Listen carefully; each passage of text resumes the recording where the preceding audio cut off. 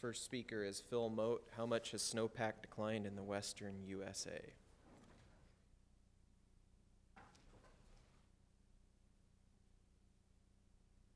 Thank you, Chad.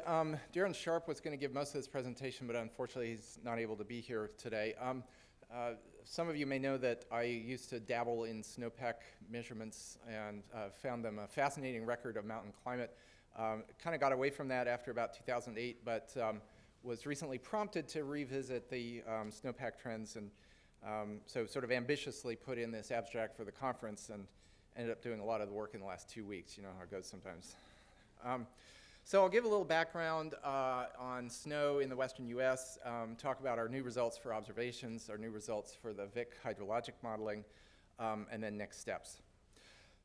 This is a figure from the IPCC report showing a record of northern hemisphere snow cover extent. The black curve, black circles, and gray shaded area represent a combined estimate of northern hemisphere snow covered extent in March and April from both station observations prior to 1992 and satellite observations after 1967. This is actually the longest environmental satellite data record on Earth, the record of northern hemisphere snow cover extent. And so it's really wonderful. And the story here is, you know, there's a lot of variability, but there's roughly an 7 or 8% decline in the northern hemisphere snow cover extent in March and April. And the year-to-year variations are correlated at minus 0.76 with temperatures in the 40 to 60 degree latitude band over land. So very strong feedback between spring snow cover extent and spring temperature. Now, one of the new findings in the fifth assessment report concerning snow was the very strong decline observed in June snow cover extent. And those are the red X's and red smooth curve. With the last 5 years being virtually all record lows. And this represents a 53% decline over the satellite record. We don't have a blended record going back prior to the satellite era. So big decline in June. Here in the US, I like this map because it shows basically where you might expect to find a response to warming in hydrology. This is a map of the fraction of the annual precipitation falling in the temperature range -6 to 0 degrees Celsius, what we might call warm snow. And the whole eastern 2/3 of the US has very low fractions falling as warm snow. It's either, you know, thunderstorms and heavy rain in the summer or bitter cold and snowy in the winter. There's not that much in the middle. You get out west and the mountains are sort of green to yellow, so 20–30%, and you get to the northwest and the Sierras and you see a lot of the oranges and reds, so upward of 50% of the annual precipitation falls as warm snow. So these are places where if there is warming, you should see a response in hydrology and in snow. The primary observations for snow up in the mountains, these are far away from weather stations that are you know, typically staffed year-round on a daily basis. But the California Department of Water Resources started this program of snow surveys, and the Natural Resources Conservation Service, which is part of the U.S. Department of Agriculture. And these guys would go up typically around April 1st and basically drive a pipe into the snow. There's a handle on it, and pull it out and weigh the snow. So that's what's called snow-water equivalent. It's the weight of the snow, the water equivalent of the snow.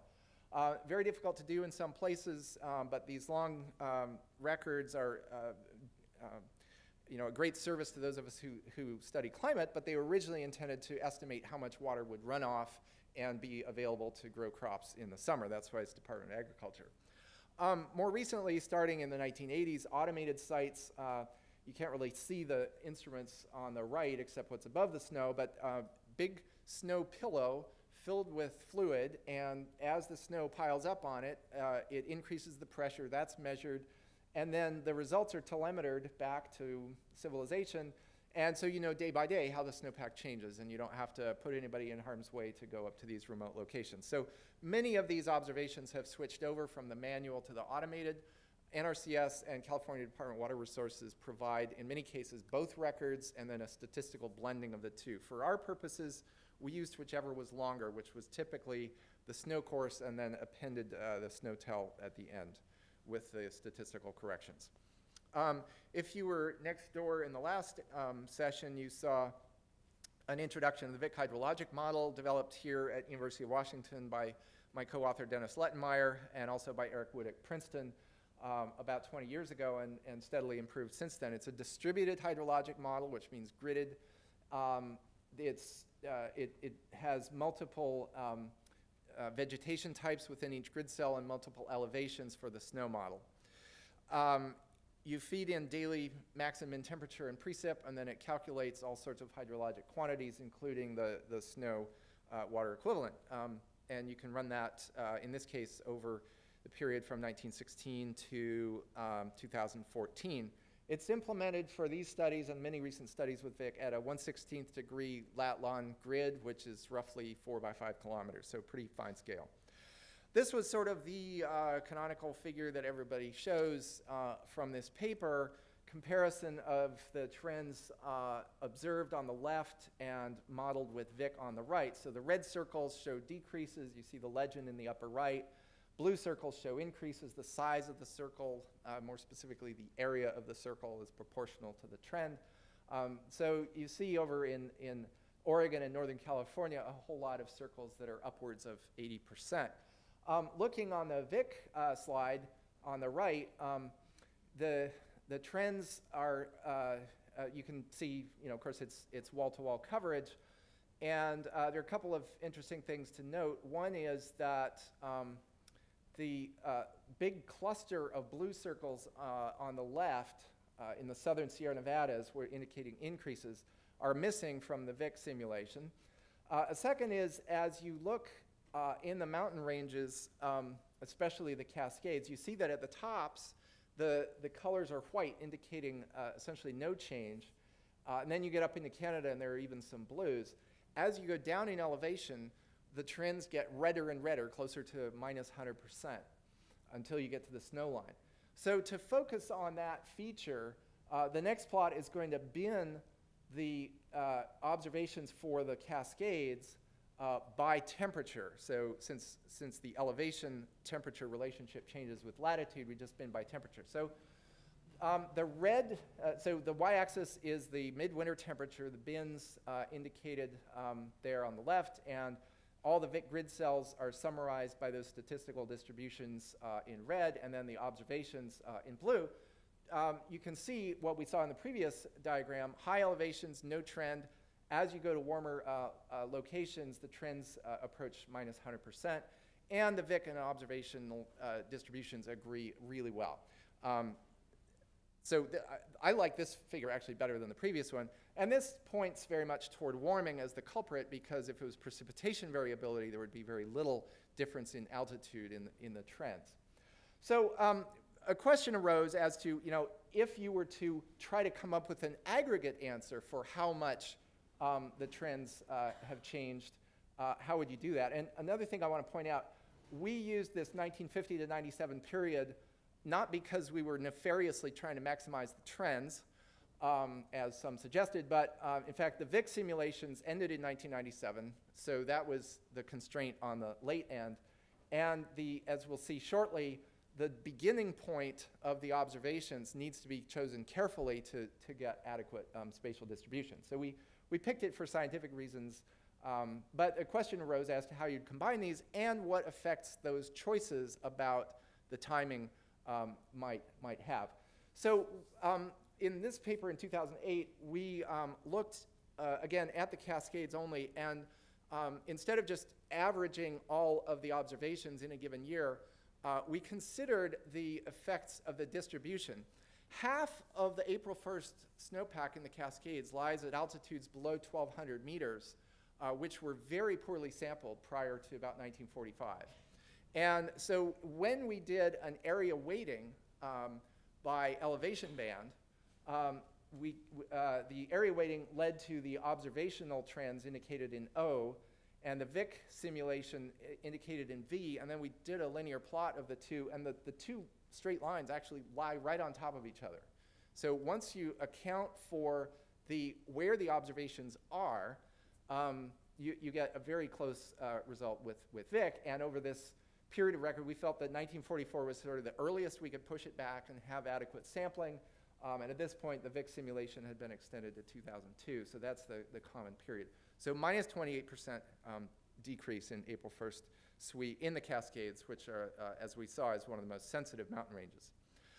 So for the new study, where we've gotten the updated snowpack data through 2014 and updated the Vic runs for most of the West through 2014, let's take a look at what you got for different starting dates. So in 1930, many states had no snow courses at all.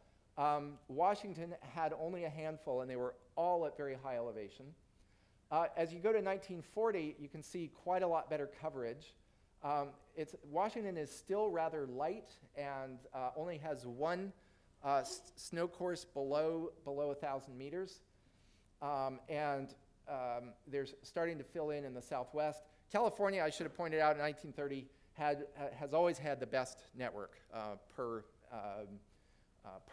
acre, or whatever area of measure you want, but probably not per capita. Really phenomenal data record there in California. Stepping forward, 1940, 1950, you see filling in a lot better now in Washington, and pretty good coverage throughout the West.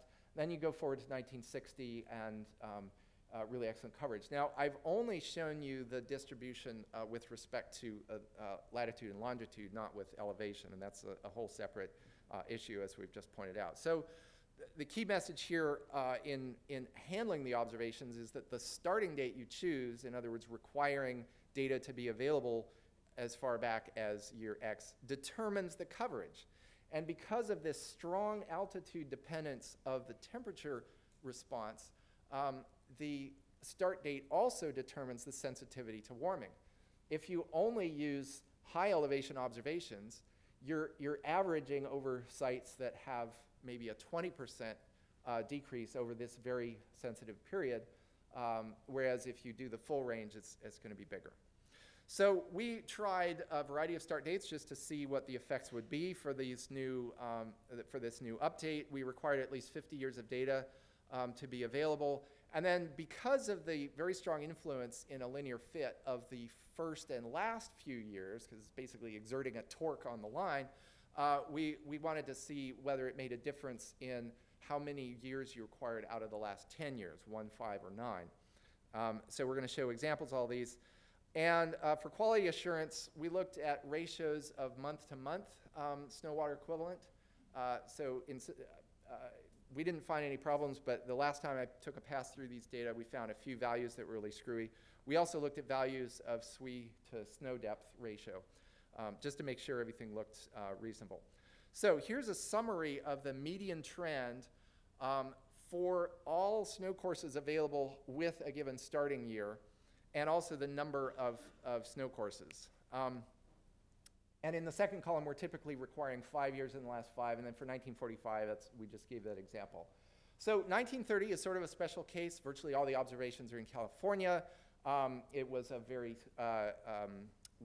dry period with the drought and so on, so it's a small trend, but all the rest of them are sort of 15 to 20%. And no real effect of changing the number of years in the end. And you can see that at the end, we're getting 700 sites. So this is the new observational map. It actually says 45 to 2013. It should be 2014. We still have that big increase in the southern Sierras. But as before, roughly 70% of the snow courses are showing decreases and 30% showing increases. And here's the corresponding map for Vic, which unfortunately isn't looking too good on this projector, but a somewhat different pattern, but again, it's roughly 70% of the Vic grid cells are showing decreases. So we can put them next to each other just for old time's sake. And we can look at a latitude-altitude transect.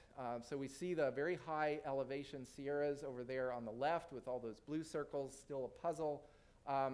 In some places, you can see how the trends get more negative as you go down in altitude. Yeah, California remains a puzzle. The precipitation variability doesn't really explain it. This is kind of a crude plot, sorry. Well, we also wanted to try something bold and try to estimate the west-wide average SWE. Any reporters in the room, please don't report these numbers. Very, very preliminary. But this is simply the average of all April 1st observations for sites that had data from 1945 to 2013. No area weighting, again, very preliminary, roughly a 20% decrease. We played around with lots of different start years. And then this is the same thing for Vic, but a different spatial domain.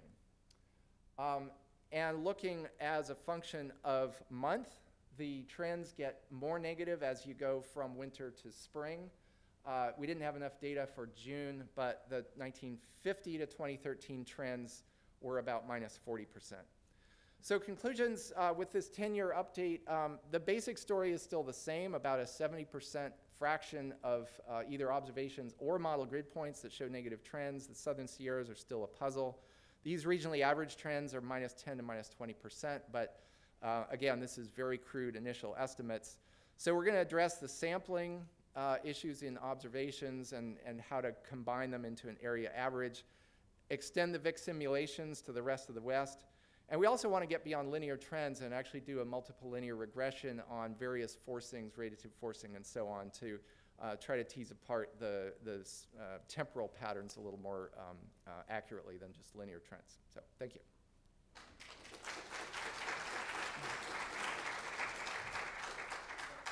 Questions for Phil?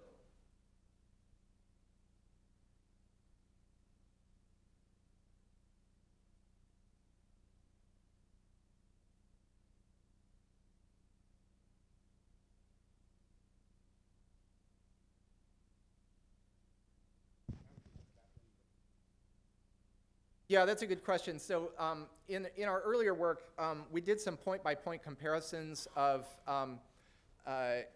both means and variability and trends, VIC grid cells and observations. VIC, of course, doesn't know what happened in the real world to vegetation over time. And so when you have encroachment of vegetation into a snow course, you're going to very dramatically change the accumulation and ablation of the snow. And what we concluded was there were large site-to-site variations, both in the means and the trends and everything else. But when you started aggregating over watersheds or elevation bands, you know, as I showed, the trends end up being similar if you include enough. So there seemed to be some, for the places where trees grew in and changed things, and other places where there was logging or harvest, they've also had to move snow courses in some cases because it became a favorite snowmobiling ground and things like that. All of those things very broadly seem to cancel out. The problem is there's no real good metadata about those kinds of changes. I actually spent hours interviewing snow surveyors trying to glean what I could about changes at individual snow courses. Yeah.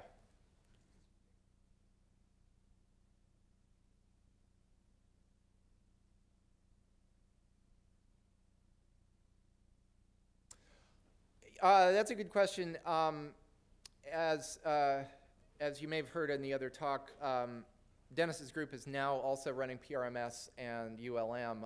I don't know how detailed the snow models are in those. This snow model has had a huge amount of attention to, you know, canopy interactions and energy balance and things like that. But I would have to ask Dennis for his take on that.